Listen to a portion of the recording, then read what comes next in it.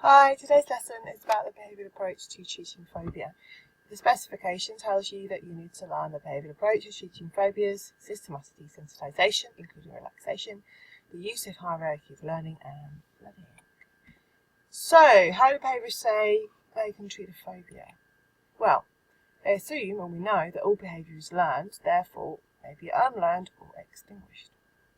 Essentially, the essence is, because we learn something via association, and we learn that in the first place to become afraid of the feared object, for example, a dog, we can unlearn this via associating the dog with a different feeling, for example, relaxation instead of panic. First therapy we're looking at then is systematic desensitisation. This therapy aims to extinguish undesirable behaviour, fear, by replacing with a more desirable one, relaxation. It works because you cannot feel fear and relaxation at the same time. It's just not possible. This is called reciprocal inhibition. So how does it work? It's a step-by-step approach. First, the client works out a hierarchy of fear from the least frightened to the most frightened.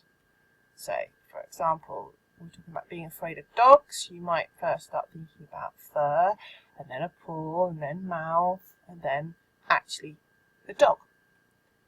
Once they've worked out what their hierarchy of fear is, the client is then taught relaxation techniques, for example, progressive muscle relaxation, and maybe we can do a bit of that in the lesson. And then eventually they're exposed to the thing that they're afraid of. They work through that hierarchy of fear, so they might go into a room and they might touch some fur, and then they might sort of look at a picture of a paw, all while doing these relaxation techniques. Eventually, they will be doing these relaxation techniques with the dog in front of them, stroking the dog.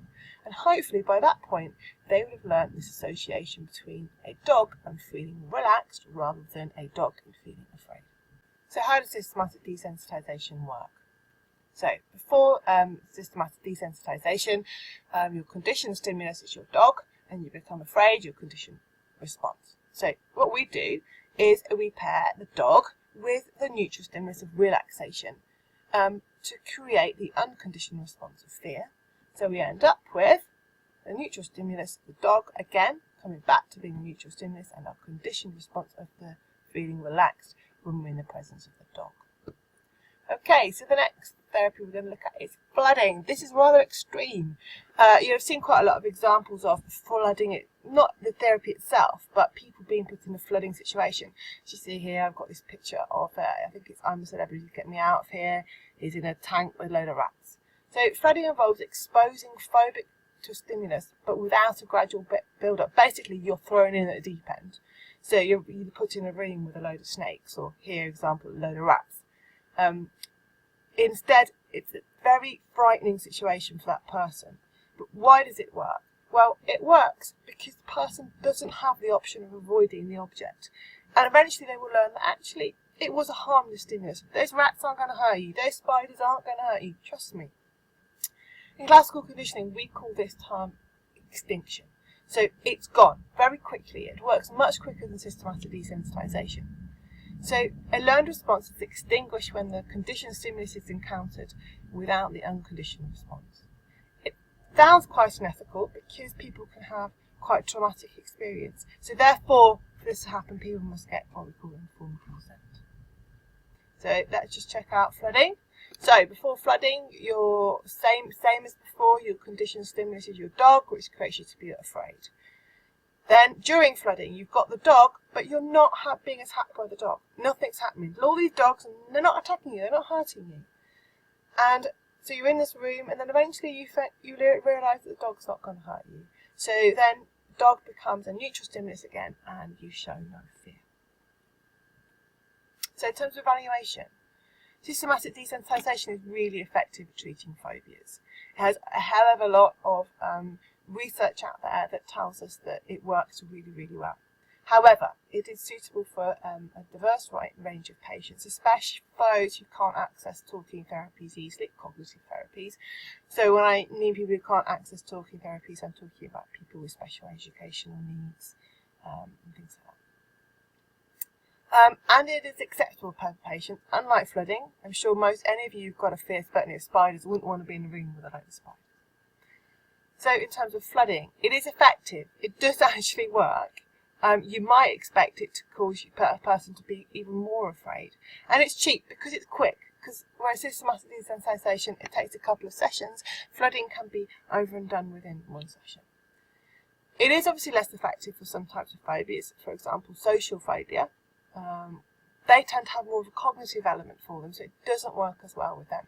It doesn't really work putting somebody in a room full of people and asking them to talk, because it's their thought process that are causing the problem. And also, the treatment is traumatic to patients, so there is an ethical issue going on here with this therapy. Okay, so let's look at this question. Rashid has a phobia of balloons. She decides to overcome this phobia using systematic desensitization. Her therapist teaches her to relax. Explain the next steps in her treatment. So what's really important, first off, it's an application question. We need to be looking at Rashid and a phobia of balloons. The question says, explain the next steps. So it's no good in you actually talking about relaxation in your answer, because it's asking for the other steps in systematic desensitization. And also note that it is a 3-mark question.